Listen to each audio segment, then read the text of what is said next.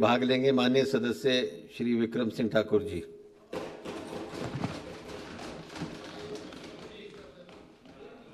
Thank you. माननीय उपाध्यक्ष महोदय, जे आदरणीय श्री विपिन परमार जी ने जे स्वास्थ्य संस्थानों के ऊपर और आदर्श स्वास्थ्य संस्थान के ऊपर जो चर्चा लाए हैं उसमें बोलने के लिए मैं खड़ा हुआ हूं। आपने समय दिया। भवानी जी का विचार बहुत अच्छा है। 2 मिनट बैठो।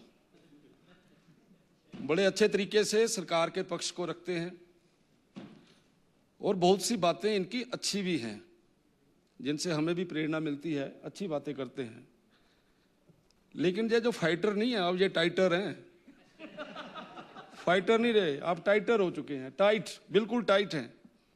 और आपकी थोड़ा समय रह गया है, पता लगेगा कि आप जो काम करते हैं, जो लोगों के लिए आप बोल रहे हैं कि हम इतना कुछ करते हैं, हम आम जनमानस के लिए बड़ी लड़ाई लड़ रहे हैं, बस समय बताएगा आपको।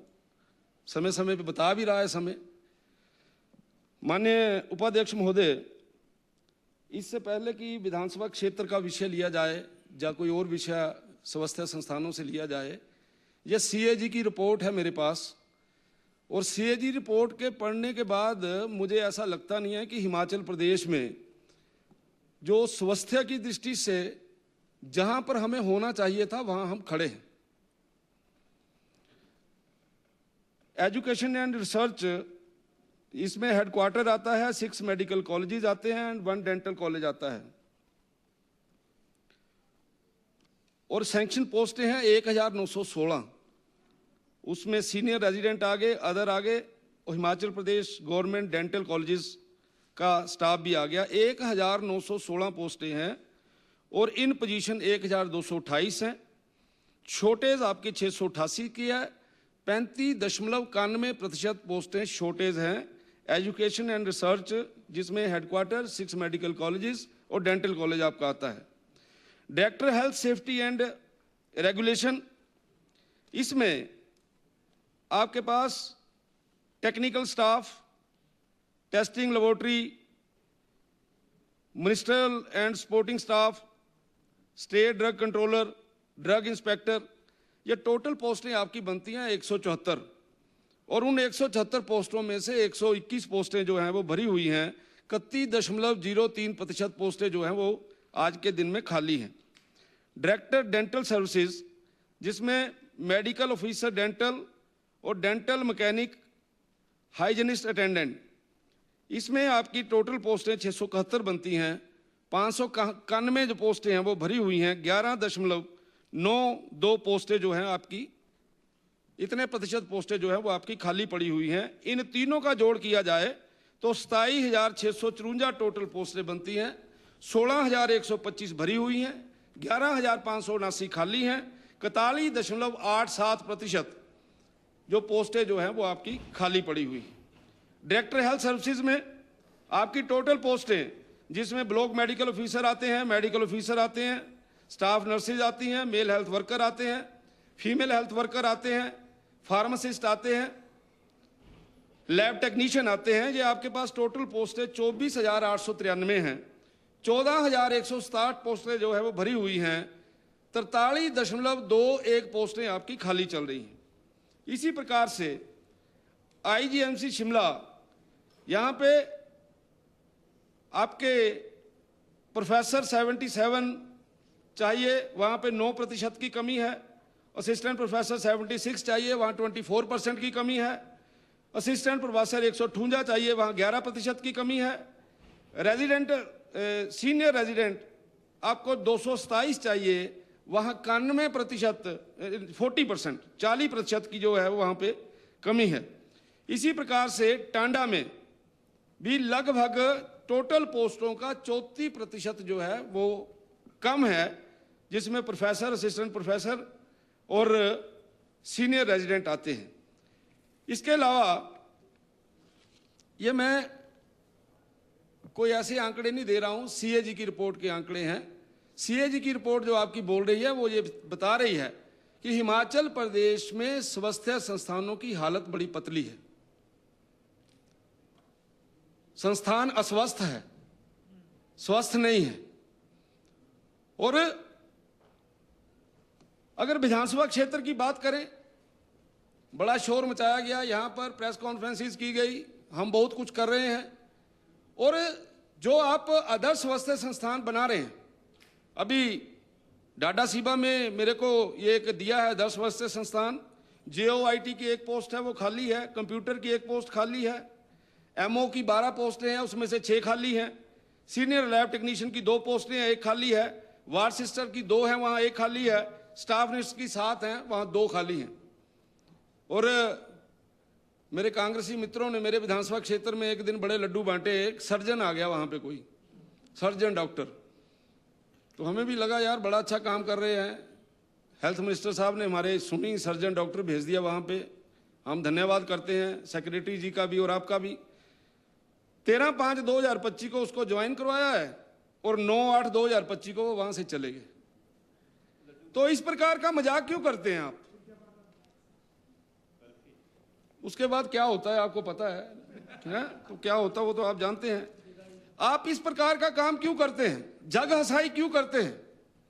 आप आदर्श स्वास्थ्य संस्थान बोलते हैं, ऐसा किया गया, हम ऐसा करेंगे, हम बढ़िया से बढ़िया करेंगे। मैंने जिस समय मैं मंत्री था उस समय वहां पर हमने डोनेट करवाई अल्ट्रासाउंड मशीन, उसको चलाने के लिए आपके पास कोई ऑपरेटर नहीं है, टेक्नीशियन नहीं है। पिछले लगभग 1 साल से ज्यादा से वो वैसे ही पड़ी हुई है वहां पे।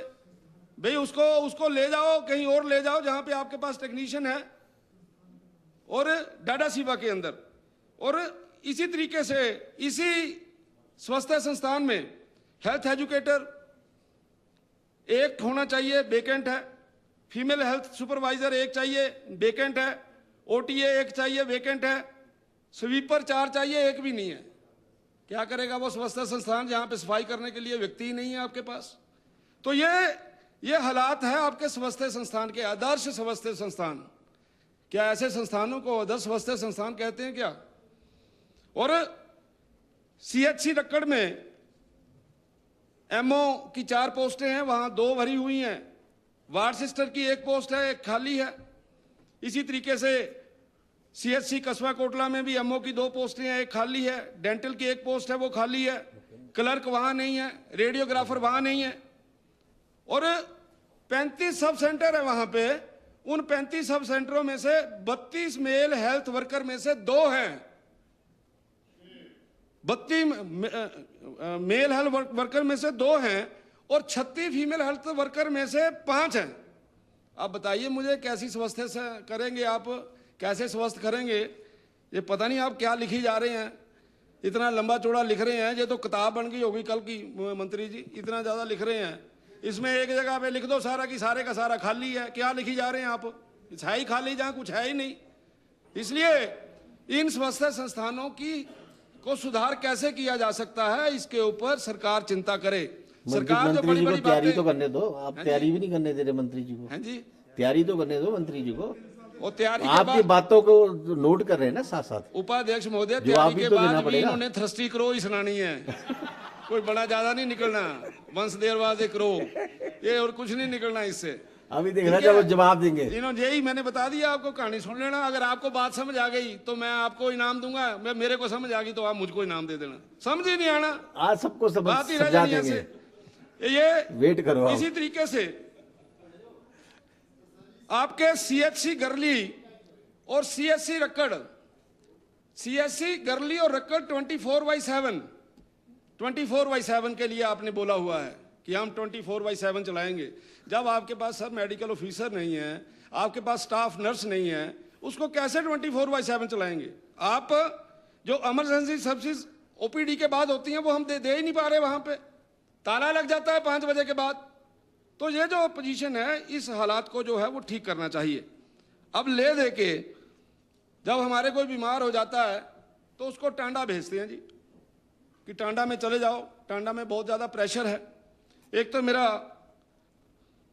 पहला निवेदन आपसे ये है कि डायलिसिस के बहुत से पेशेंट जो हैं वो टांडा के अंदर जाते हैं उसकी डिटेल मैं बाद में दूंगा, लेकिन एक मेरा निवेदन है आदरणीय मंत्री महोदय, आप एक काम करिए, राजनीति से ऊपर उठ के करिए।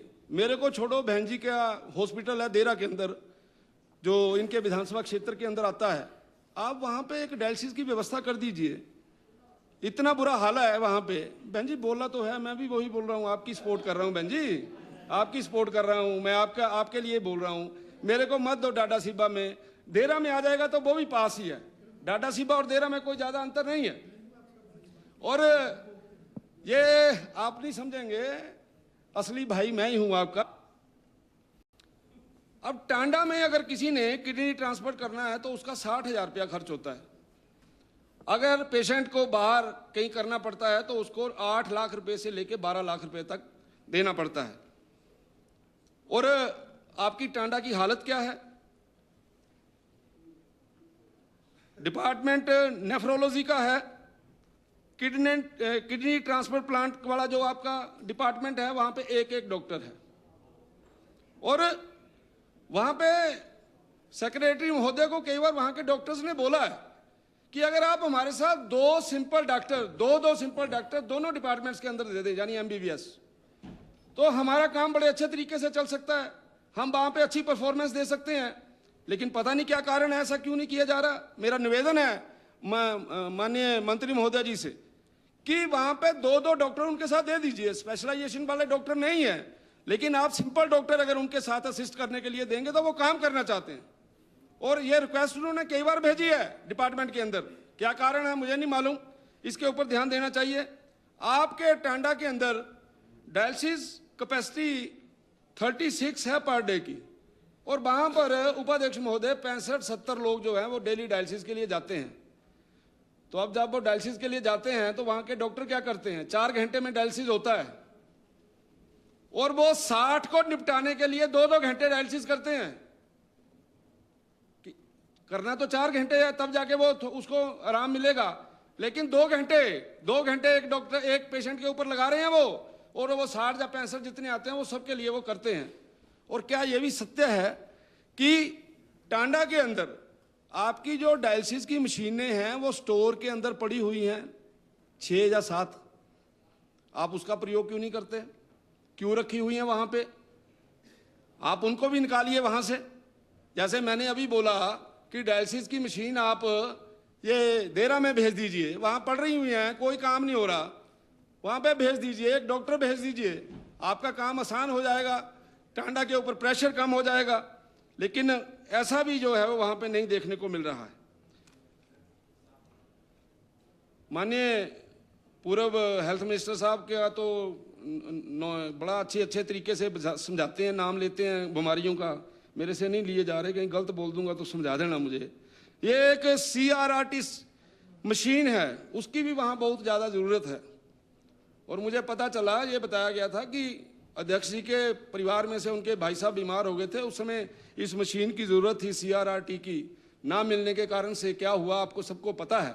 और वो मशीन जो है वो वहाँ अवेलेबल नहीं है, और वहाँ पर ये जो मशीन है उसको जो है वो जरूर देना है। और डायलिसिस के लिए जो इक्विपमेंट आ रहे हैं, टांडा के अंदर इक्विपमेंट नहीं है माननीय मंत्री महोदय, PGI से लाते हैं वहाँ डॉक्टर जाके, और PGI वालों ने रिफ्यूज कर दिया है।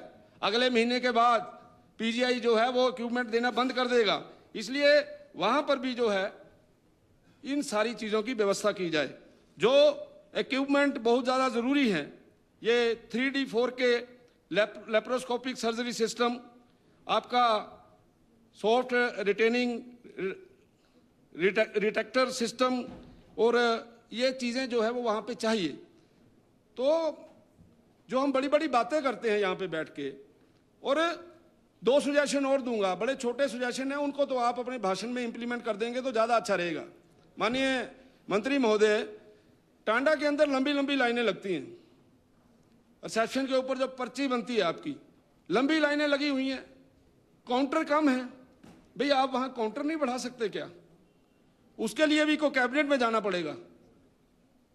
ये तो एक एडमिनिस्ट्रेटिव डिसीजन है, काउंटर वहां पे बढ़ा देंगे, लाइन छोटी हो जाएगी, लोग 2 की जगह 4 लोग बैठेंगे तो वहां पे काम ठीक हो जाएगा। और उसके साथ साथ यह भी बताया गया है कि जो स्टाफ शॉर्टेज होने के कारण से जो ब्रेन डेड पेशेंट्स हैं उनसे किडनी ट्रांसप्लांट करना मुश्किल हो गया है, क्योंकि स्टाफ नहीं है। तो मुझे लगता है उसकी भी व्यवस्था जो है वो करनी चाहिए। इसके अलावा ये जो जो चला जाता है मर जाता है ना जी, उसका होता है। ये एक और छोटा सा काम है, पेशेंट कोऑर्डिनेटर। बाहर से जाते हैं लोग, चंबा से आ रहे हैं, बाहर से आ रहे हैं, उनको पता ही नहीं चलता जाना कहाँ है। तो अगर आप वहाँ पे पेशेंट कोऑर्डिनेटर एक आउटसोर्स के ऊपर लगाएंगे, उसको ट्रेन करेंगे, और कोई गरीब आदमी को ये बता देगा कि फलाने कमरे में जाना है, वहाँ पे वो डॉक्टर मिलेंगे, उससे भी लोगों को बहुत बड़ी राहत मिलने वाली है। जो पेशेंट के साथ लोग आते हैं उनके रहने के लिए व्यवस्था ठीक नहीं है। वहाँ पे BHEL ने पैसा दिया था वहाँ पे बिल्डिंग बनाने के लिए, रैन बसेरा बनाने के लिए। आधी बिल्डिंग बनी हुई है और आधी बिल्डिंग का वो पिलर खड़े हैं पर बिल्डिंग नहीं बनी हुई। मेरा ये निवेदन है कि ये जो मैंने वैल्यूएबल सजेशंस आप लोगों को दिए हैं और जिन जिन चीज़ों का हल हो सकता है, अगर देर में आप कुछ करेंगे तो उस तरफ का प्रेशर कम हो सकता है। आप डायलिसिस करने के लिए मशीनों का प्रयोग करेंगे और जो स्टाफ की छोटी मोटी कमी है उसको दूर करेंगे, तो मुझे ऐसा लगता है कि ये जो चर्चा ली गई है पॉलिटिकल जवाब ना देते हुए, हमने आज कोई पॉलिटिकल बात नहीं की, हमने सारी साफ सुथरी बातें की हैं। मुझे लगता है इन सब विषयों के ऊपर आप ध्यान देंगे तो निश्चित तौर से ये सारा ठीक होगा। हिम केयर जिसकी जान निकाल दी है उसको ठीक करिए, सहारा के बारे में सोचिए, इन सारी चीजों के बारे में आप सोचेंगे तो निश्चित तौर से लोग, जो आपके ऊपर से विश्वास उठ गया है पूरे हिमाचल प्रदेश के लोगों का, जो हिमाचल प्रदेश के लोग अपने घरों में बैठे हैं पूरे तैयार होके कि कब हमारे प्रिय विधायक कांग्रेस के आएंगे तो उनकी हम बिल्कुल तसल्ली कराएंगे। उससे बचने के लिए अच्छा काम करिए ताकि संस्थान जो है वो सुदृढ़ हो सके। आपने मुझे बोलने का मौका दिया।